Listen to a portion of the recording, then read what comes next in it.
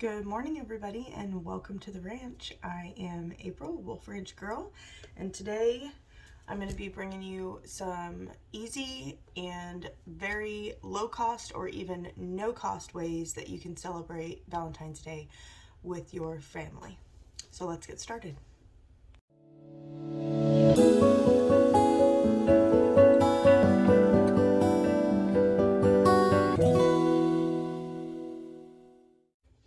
Okay, thank you guys for joining me this morning. It is Friday morning before school. I am having my coffee and I have 5 items, so 5 things that you guys can do and that I do quite often actually to save money on Valentine's Day. So Valentine's Day is, I don't know, some people just don't celebrate it at all. And we do celebrate it, but we do it kind of on a lower scale. I mean, we just got through with Christmas, and we did a big vacation for Christmas. So, we're in like financial recovery mode, right in the middle of frugal February, which makes things insane. And if you haven't heard of frugal February, check out my last video. It's all about frugal February and how it all works, but pretty much you immediately transfer money that you have saved at the time that you save it from your checking account into your savings account, and then you see it add up. So this is the end of week 2. Last week I saved $333.61. This week I'm not even going to get probably to $50, but still, that's a lot of money. So anyway, let's focus on today's video, which are 5 ways that you can celebrate Valentine's Day, either low cost or no cost. Okay, so the first one is hidden notes. Now this sounds kind of cheesy, but my kids and my husband, they think they don't make a big deal out of it, but the kids will mention it, or they'll be like, hey, thanks for that note, or hey, I got your note. And if you get that kind of response from a teenager or a tween, which are the ages of my boys, then you're doing something right. So I'll stick little notes. This doesn't have to be big things. Like I have these small post-it notes, or these little guys, or even ripped pieces of paper, but post-it notes, and you can just pop them into their book bags or into their lunch boxes. Our kids have Chromebook bags, so they have that are provided by the school, and they carry those around more than anything else. So you can pop them in there. For my husband, I might put it on his steering wheel the night before, so when he goes out, then he'll see it, or the seat of his truck. He leaves before me, but he comes home for lunch, so I might leave a note for him on the table, which I do often, not just on Valentine's Day. But those are super sweet things that you can do. The other thing is to make homemade treats together, or just make their favorite homemade treats. So my youngest asked for me to make Cocoa Rice Krispie treats, which are super easy. You just buy the Cocoa Rice Krispies and then make them as though you were making Rice Krispie treats. So it's the same thing, just a different taste. You can really do that with any cereal. So it's really good with Chex. It's really good with Lucky Charms. Super easy thing to do. It makes a lot of snacks. You can arrange them really cute on a plate. You can put them in individual treat bags for them. Even if you just take a Ziploc bag and cut off the Ziploc part of it and then tie it up with a bow. Those are super easy things to do and very minimal cost. Little cupcakes, little cookies, or just making something with them, they will really like. Another thing along the same lines is cooking everybody's favorite dinner. This is what I generally do, because everybody has a different favorite dinner at our house.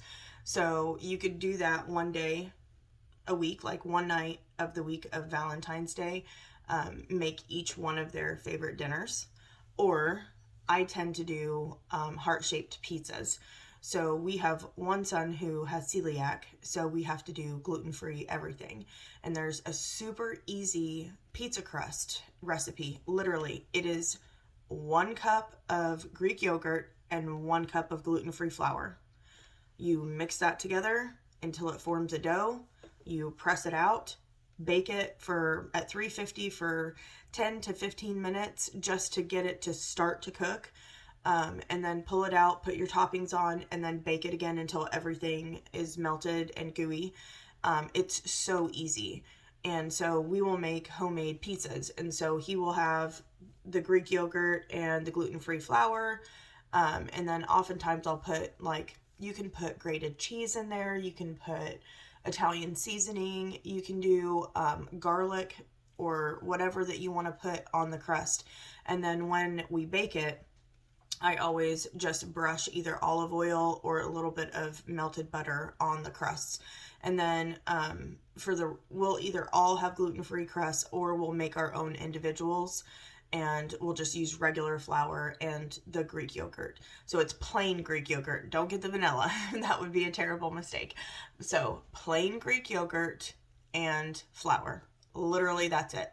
It is super easy. It's super tasty. And most people have that on hand, and if not, it's very inexpensive to get at the store. The next one, so that was 3. So we had hidden notes, homemade treats, and then dinner, favorite dinners, or heart-shaped anything. Other heart-shaped stuff that you could do, heart-shaped pancakes. So you could have breakfast for dinner with heart-shaped pancakes. I've also done pancakes with strawberries on top. So you just core the strawberries, and then when you slice them long ways, they look like hearts. So then you just put them inside the pancakes. I have also in the past done red pancakes, but I hate the taste of red food coloring, and we try really hard not to use food coloring, so I've nixed that. But if you're cool with it, then that's a cute way to make the pancakes pink, is to add a few drops of food coloring. Excuse me, the weather here has been crazy and my sinuses are going insane. Okay, this is my husband's trick, and I don't know why I would never have thought of this in the first place, but when my husband and I first got together, we were all sitting down for a movie night, and here he came with just a big bear hug of blankets out of the laundry room, and then he just put them out on everybody, and he had just taken them out of the dryer, and it was the sweetest thing. It was like when you're in the hospital and they give you the warm blanket, oh my gosh. So we call them blanket hugs, and it's totally my husband's thing. He's the only one that does it in our house, but he does it often, and it's just a super sweet thing to do. So try that. Just surprise them. Pull the blankets out of the dryer. They're nice and warm, and then put them over them and tuck them in, and they will be like, oh, I promise, it's great. Even as teenagers, they'll be like, oh, Okay, and then the last one is massage.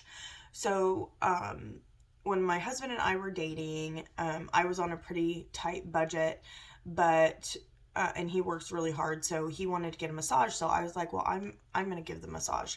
So I just went onto YouTube and watched videos on how to do, massage techniques. And there are a ton of them out there, and I think I learned a lot and gave a really, really good massage. Of course, not as good as our massage person that we go to. I'm not a professional at it, but I think it's a pretty darn good massage for somebody that's just learning. And you don't have to go out and buy all this crazy stuff. You can, if you have a chase lounge, they can lay on the chase lounge. So that you can easily move around, or just on the bed, whatever. You can do this with your husband, with your kids, whatever. With the kids, we generally do a little massage line. So Christian, and then me, and then Mark, and then the 2 boys, and you just do the shoulders, So, but it's nice, it's relaxing, it's something fun to do. And then Mark and I will generally switch back and forth with it if it's just us. And then you can use any kind of oil. You can use olive oil. You can use jojoba oil. You can use coconut oil. So pretty much I wouldn't go melt butter or anything like that, but it really can be inexpensive if you have essential oils that are not pepper, like you wouldn't want to use peppermint because that's a really strong oil and it causes tingling and stuff like that. But if you have like lavender oil or vanilla, any kind of like lemon, you could just mix 1 drop of that in with the container of whatever kind of oil that you're using, and you can use that as your massage medium. You can also just use lotion or a scented lotion, just whatever. Oils just tend to not soak into the skin as fast, so it's easier. But that's a free thing that you can do, and you put a lot of effort into that. So, I mean, for me, the cost of the gift is not necessarily what makes it special. It's the effort that goes into it. Now, I don't know if people feel that way or not, but that's how I feel. So anyway, those are 5 different ways that you can do special things on Valentine's Day, spending little or no money. So let me know if you guys do any of these, or if you have any tricks that I can add to the list, and put those in the comments below. And then I will put that pizza recipe into the description box. So yeah, that's all I have for you guys, and I hope you have a great weekend, and I hope you have a marvelous Valentine's Day.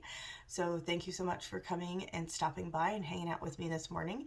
So if you like this content, planning, organizing, budgeting, and living life, then please go ahead and give a thumbs up, and maybe even subscribe so you'll be notified when new videos come out, which I try to post 1 per week.